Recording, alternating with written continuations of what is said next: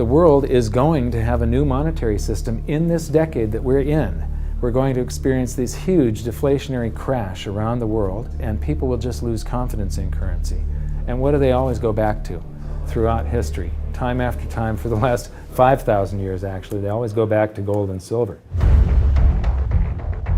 We are entering a period of financial crisis that is the greatest the world has ever known. The wealth transfer that will take place during this decade is the greatest wealth transfer in history. Wealth is never destroyed, it is merely transferred, and that means that on the opposite side of every crisis there is an opportunity. The great news is that all you have to do to turn this crisis into your great opportunity is to educate yourself. I believe that the best investment that you can make in your lifetime is your own education.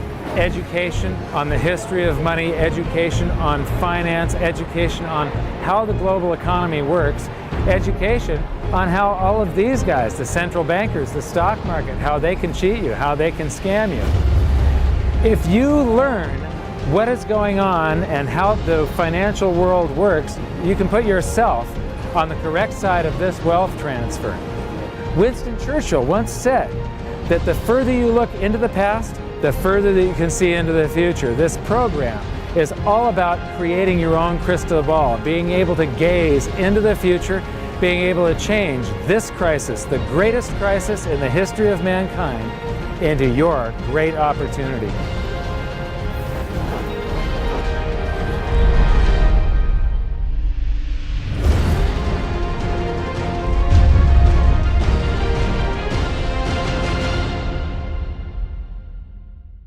So it all started back in 1999 when my sister and I hired a financial planner to help my mother with her assets, and we gave him control of the family's assets. And in the next year and a half, he lost 50% of what she had. You know, he would come to us every 6 months. We'd have a meeting, and he'd have this smile on his face, just ear-to-ear smile, going, "We did really well. The S&P lost 24%, and you only lost 18." And so I fired him, and I moved all of her assets to cash, and I dove into studying the financial markets, which led me into studying the economy. And when you start reading about the global economy, the people that are concerned with trade deficits and budget deficits, it's the hard money advocates, the gold community. And once I started reading them, they also write about monetary history, and then I really fell in love. Because monetary history just repeats and repeats over and over again, echoing all the way back to the beginnings of civilization.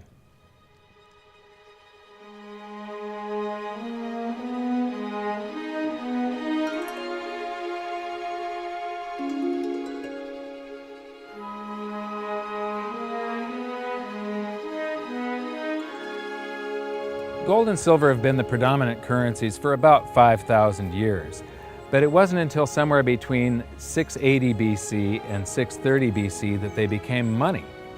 That's when they were minted into coins of equal weights somewhere in Lydia, where each coin was the same size and had the same weight. This made them interchangeable. It's called fungible. At that point, they became useful as a unit of account, a measurement. You could price a good or a service in those gold or silver coins in a certain number of them. And it was always the same for anybody whenever they were buying that good or service. But it wasn't until they made their way to the world's first free market society, the prototype of democracy, the cradle of civilization, Athens, that they exploded in use. Suddenly, money found its natural home, the free markets. Athens was the first society to have a working tax system and free markets. This enabled them to rise to the pinnacle of civilization. Their prosperity allowed them to create great works of art and achieve a level of architecture and engineering that the world had not yet seen. Here we are 2,500 years later, and people are still in awe of their achievements. It was truly a fantastic period in human history, and the Athens star shone brightly for many years. So this begs the question, what went wrong? How did such a great and powerful civilization fall? The answer lies in the same pattern that we see throughout history: too much greed and too much war. It was when the Athenians got involved in the Peloponnesian Wars, a war with Sparta, that their monetary problems began. First, they lost access to their gold and silver mines.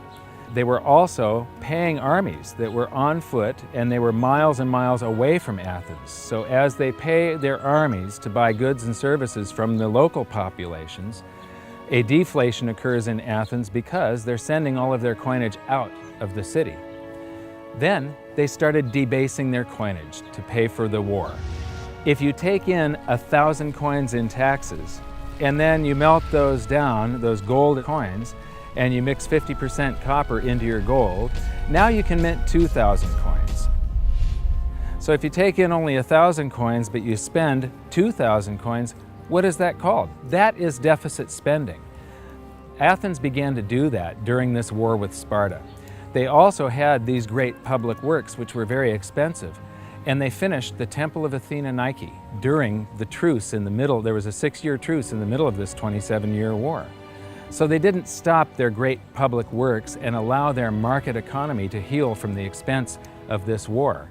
As they debased their coinage, people would take the new debased coins at face value at first, until there were a whole bunch of those. And there's something called Gresham's Law, where people tend to save to keep the thing that's rare, and they spend the thing that's common into circulation first. So all of the gold and silver coins started to disappear from circulation and become quite rare, and it was just these copper coins. Suddenly, it took a whole bunch of copper coins to buy a gold or silver coin, one of those old gold or silver coins. This is the first time that gold or silver ever had a price. Before that, everything was measured in a weight of gold and silver. So a large factor in Athens' downfall was the expense of war, the expansion of empire, the debasement of their currency, the eventual inflation that was caused. They minted these coins until they became nothing but flecks of copper. This was actually the world's first hyperinflation. And what it did was it financially debilitated Athens to the point where in 404 BC they surrendered to Sparta. And eventually they became nothing but a satellite of Rome. The thing that amazes me is how history just keeps on repeating and repeating and repeating, and we never learn from all of our stupid mistakes. We just repeat the same stupid mistakes over and over and over again. Today we are doing the same thing that the Athenians did that caused the loss of their great culture. We're doing the same currency debasement. We're doing the same deficit spending, and it's for the same reasons. It's for war and it's for great public works.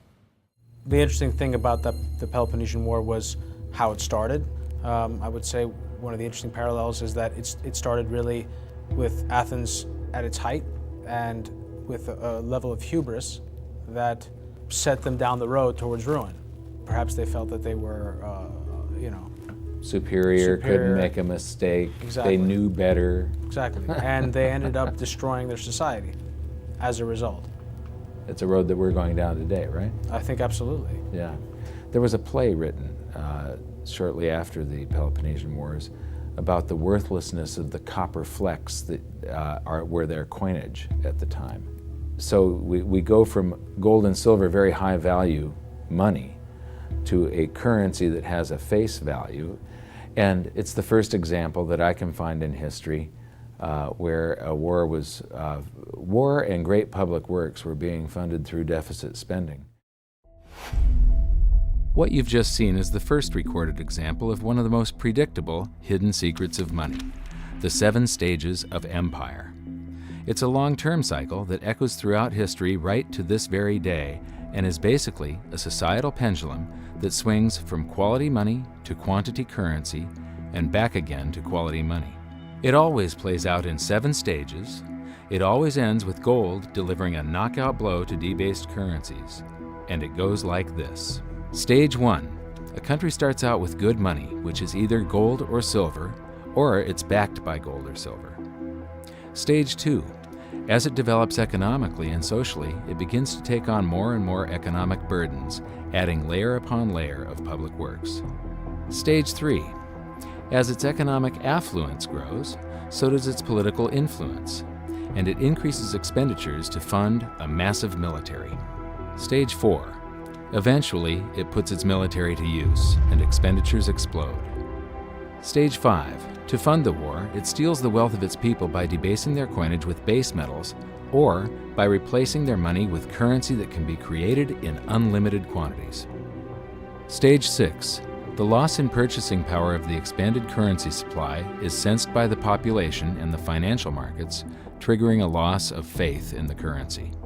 Stage 7. A mass movement out of currency into precious metals and other tangible assets takes place. The currency collapses, and gold and silver rise in price as they account for the huge quantity of currency that was created. This process transfers massive wealth to those who had the foresight to position themselves beforehand in real money, gold and silver. You know, our monetary system basically steals from the poor and middle class and transfers the wealth to the banks.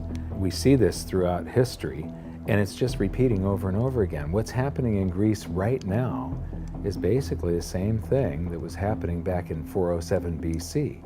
The deficit spending to fund all of these public works and the debasement of their currency supply caused them to become nothing but a satellite of Rome. Today, they're becoming nothing but a satellite of the banks. Well, the idea of Gresham's law is simply that people are going to hold on to what's value and spend what isn't valuable. Way back in my youth, I was 11 years old when we went from a silver-based monetary system to a purely fiat system. People saw that silver was money, they got used to it, they didn't really think about it. And in 1965, under President Johnson, he basically said, well, silver's too valuable to be money. We're going to just start putting out these substitutes, which were what we call cupro-nickel coins. They were nickel, they were copper plated with nickel at the time. And of course, the metal value was far less. And I understood that as a kid, and yet very few adults really seemed to get the idea of what was really going on. There were a few, and it only takes a few. And of course, the Gresham's law took effect, so the currency came out of circulation rapidly. It's very interesting to me, you know, knowing monetary history fairly well, is they're always, you know, put out in silver-looking or gold-looking form. I mean, in most cases, you'll have, in fact, they look rather interesting. I mean, some of them are like silver on the inside and gold on the outside. With the look, they have no value at all, really, other than melt value of pot metal. To me, it's sort of at a subconscious level. Why are they making them gold colored? Why are they making them silver colored? I think there's an inherent knowledge in the human species that knows that gold and silver have value. So if they look in their pocket and they see something gold colored or silver colored, it gives them kind of a warm, fuzzy feeling. And it's like, oh yeah, you know, but there's no value in these coins really.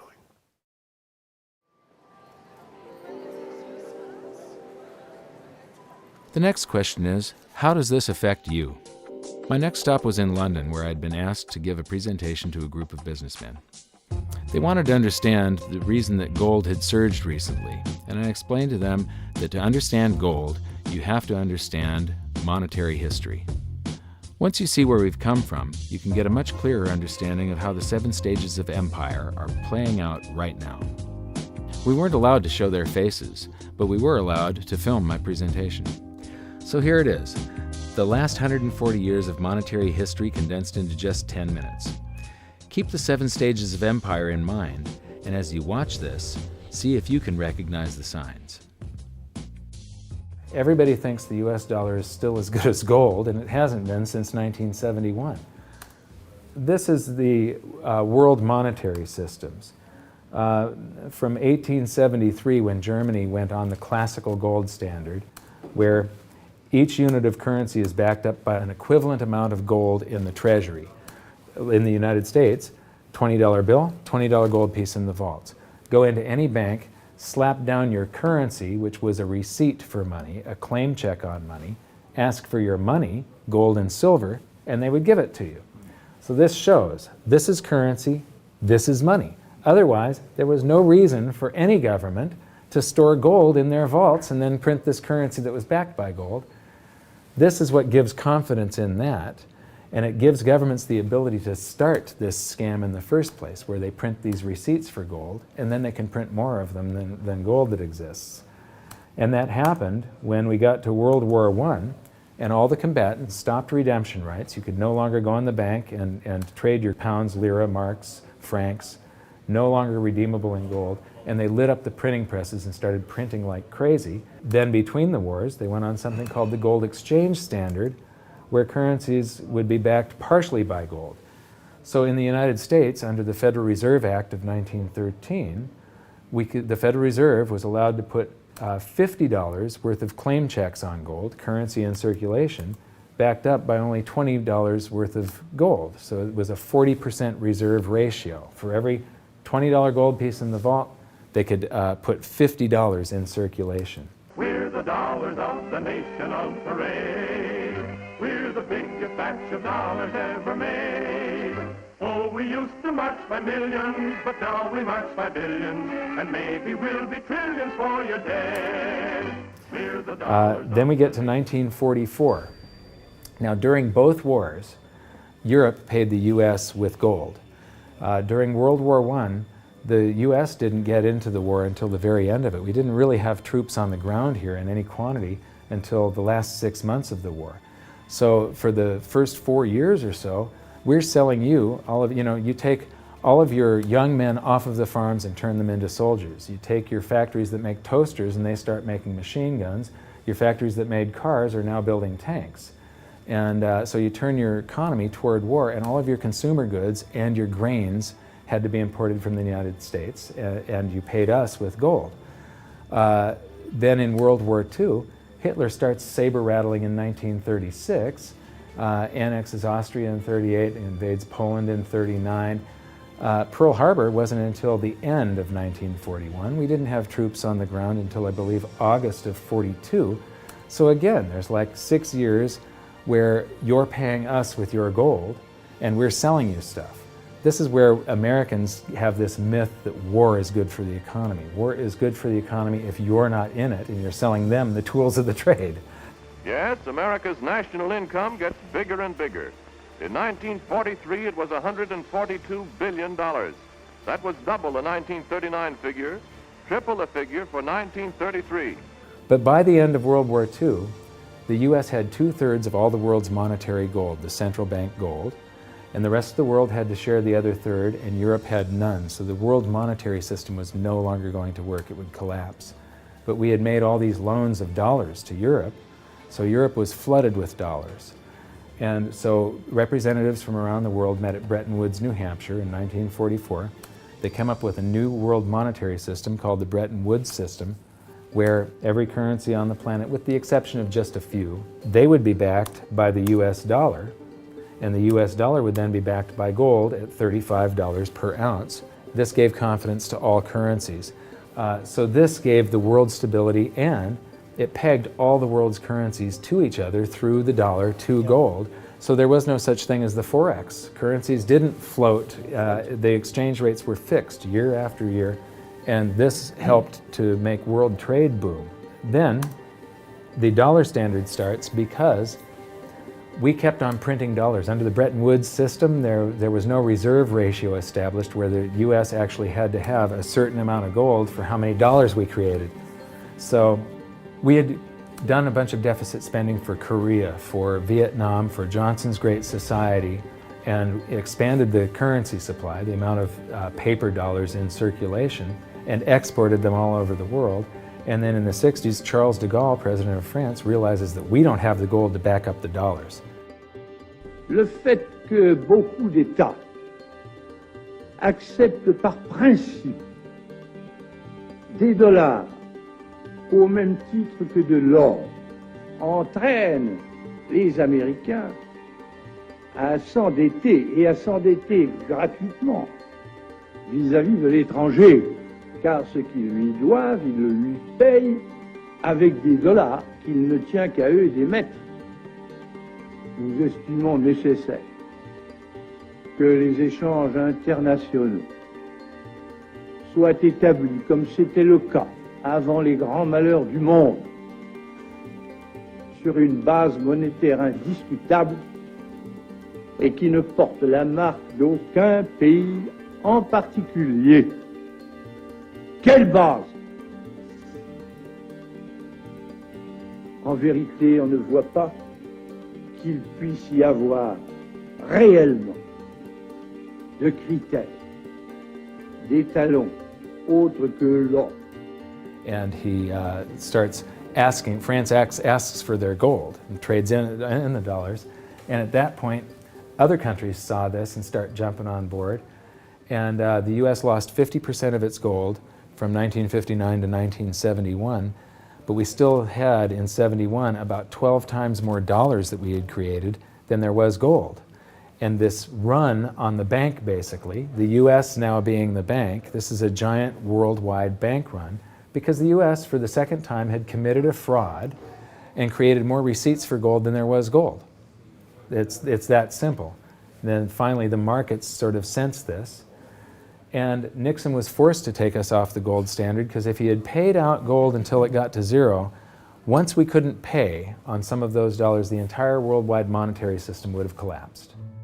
I have directed Secretary Connally to suspend temporarily the convertibility of the dollar into gold or other reserve assets, except in amounts and conditions determined to be in the interest of monetary stability and in the best interest of the United States. In full cooperation with the International Monetary Fund and those who trade with us, we will press for the necessary reforms to set up an urgently needed new international monetary system. And on August 15th, 1971, all the world's currencies became fiat currency. I don't know why the rest of the world didn't rush out and hang him, but they didn't. They just all went along with this. To our friends abroad, I give this assurance. The United States has always been and will continue to be a forward-looking and trustworthy trading partner. There have been thousands upon thousands upon thousands of fiat currencies throughout history, and there isn't one that survived. It is a 100% failure rate. And we started this experiment where all the world's currencies would be fiat currencies simultaneously in 1971. But what we have here, 30 to 40 years, different monetary system, 30 years, 28 years, 39 years plus, what's next? The world is going to have a new monetary system in this decade that we're in. We're going to experience this huge deflationary crash around the world. The world will probably end up on some sort of new monetary system, probably after governments try and print their way out of this and cause hyperinflations of all the currencies, and people will just lose confidence in currency. And what do they always go back to throughout history? Time after time, for the last 5,000 years actually, they always go back to gold and silver. In a world of floating currencies, and that's what all national currencies are today, they bob up and down relative to each other, but they're all sinking relative to gold. That includes the dollar as well as the euro and the British pound and all the others. They're going to continue to lose value, continue to lose purchasing power. Personally, I don't think there's any way of avoiding what is coming. There's no way to fix it right now. There's only a way to either let it wipe you out or to benefit from it. And I want to make sure that it's not just a few of the big investors in the world that are ending up with all the cookies. I want to make sure that there's as many small investors as possible that are benefiting from it, because that's what makes society run. Middle class, small investor. One of the biggest challenges for human beings is that physiologically we are designed to operate in recency. You know, the fight or flight response is literally in my cells, literally. And so that when I'm in the wild, it's about I need to look for something to eat or make sure I don't get eaten. And how that translates into the modern world is that we think only about what's happening immediately in front of us. And so we think a long time is last week. In the world of YouTube and Facebook and instant messaging, we think 3 seconds is a long time. Like, did you get the post already? I already posted it.